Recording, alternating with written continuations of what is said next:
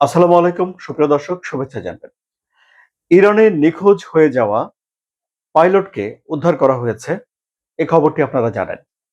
এখন এই ইরানের পাইলটকে উদ্ধার করার বিষয়ে কিছু তথ্য আমরা সবাই জেনেছি, কিন্তু কিছু তথ্য এখনো অজানা রয়েছে। যারা তথ্যগুলো অনেক হিসাব মিলাতে সহযোগিতা করছে বটে, কিন্তু অজানা যে তথ্যগুলো রয়েছে সেগুলো পুরো পরিস্থিতি ভালোভাবে বোঝার জন্যে সেগুলোও জানা দরকার।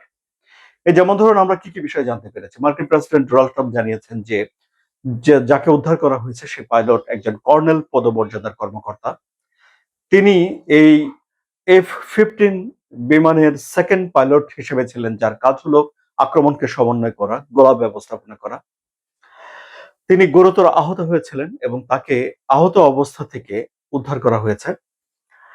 তিনি এখন ভালো আছেন, এই বিষয়টি বলা হয়েছে। কিন্তু এই যে পাইলটদের কোন রকম ছবি, কোন রকম পরিচয় এখনো প্রকাশ করা হয়নি।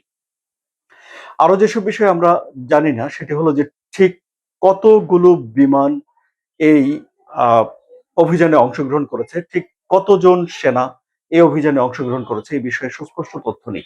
এক এক জায়গাতে এক এক কথা বলা হয়েছে। কোনো জায়গায় বলা হয়েছে ডজন খানেক বিমান, কোনো জায়গায় বলা হয়েছে কয়েক ডজন বিমান, শতাধিক কমান্ডো, এরকম নানা রকম তথ্য দেওয়া হয়েছে।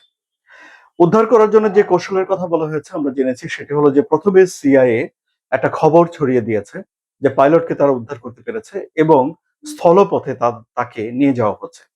ফলে ইরানের যে বাহিনী রয়েছে আইআরজিসি কিংবা অন্যান্য যে নিয়মিত বাহিনী রয়েছে তারা কিছুটা বিভ্রান্ত হয়েছে, তারা একরকম প্রস্তুতি নিয়েছে। কিন্তু আসলে যেটি করেছে যুক্তরাষ্ট্র সেটা হলো যে যুক্তরাষ্ট্র সেখানে গিয়ে হেলিকপ্টার দিয়ে উদ্ধার করেছে সেই পাইলটকে, এবং হেলিকপ্টারের উপরে বেশ কিছু জাহাজ ছিল যারা ওই এলাকার আশেপাশে বোমা ফেলেছে, এতটুকু তথ্য জানা যাচ্ছে।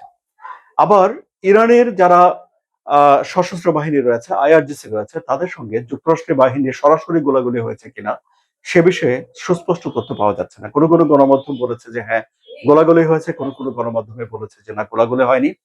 এবং যুক্তরাষ্ট্রের বা ইরানের কোনো সেনা কর্মকর্তা সেখানে হতাহত হয়েছে কিনা সেই ব্যাপারেও সুস্পষ্ট কোনো তথ্য পাওয়া যায়নি। যুক্তরাষ্ট্রের তরফ থেকে বলা হয়েছে যে কোনো রকম আহ কোনো সেনা সেখানে আহত হয়নি। এখন হেলিকপ্টার থেকে একটা রশি ফেলে দেওয়া হয়েছে এবং পাইলট সেটি বেয়ে উঠে এসেছে, নাকি সেখানে সেনারা নেমেছে তাকে স্ট্রেচারে করে তুলে নিয়ে এসেছে, এসব বিষয়গুলো সম্পর্কে সুস্পষ্ট তথ্য পাওয়া যায়নি। আবার ধরুন, এই যে অভিযান চালানো হয়েছে এটি অবশ্যই একটা রোমহর্ষক, ভয়ঙ্কর।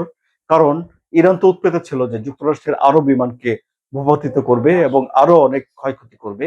এরকম একটা পরিস্থিতিতে এসে সে পাইলটকে উদ্ধার করতে হয়েছে। আবার ধরুন, পাইলটের সঙ্গে যোগাযোগ করাটাও একটা বড় ব্যাপার ছিল। এই যোগাযোগকে আড়ি পেতে যদি এই পাইলটের অবস্থান ইরান জেনে যেত তাহলে পরিস্থিতি ভিন্ন রকম হতে পারত। ফলে যুক্তরাষ্ট্রকে অনেক বেশি সতর্কতা অবলম্বন করতে হয়েছে। যুক্তরাষ্ট্রের তরফ থেকে বলা হয়েছে যে তারা তাদের দুটো পরিবহন বিমান বা দুটো বিমানকে ইরানে ধ্বংস করে দিয়েছে যেন ইরানিদের হাতে না পড়ে। ইরান দাবি করছে যে তারা যুক্তরাষ্ট্রের আরো হেলিকপ্টার, আরো বিমানকে ক্ষতিগ্রস্ত করেছে। ফলে এই যে রোমহর্ষক অভিযান বা ভয়ঙ্কর যে অভিযান, পাইলটের উদ্ধার হওয়া, এই নিয়ে তথ্য এখন প্রকাশিত হচ্ছে বটেও, কিন্তু আরো অনেক তথ্য রয়েছে যেগুলো এখনো প্রকাশিত হয়নি। আলোচনা কেমন লাগলো? যদি ভালো লাগে তাহলে সাবস্ক্রাইব করে চ্যানেলের সঙ্গে থাকুন। ধন্যবাদ।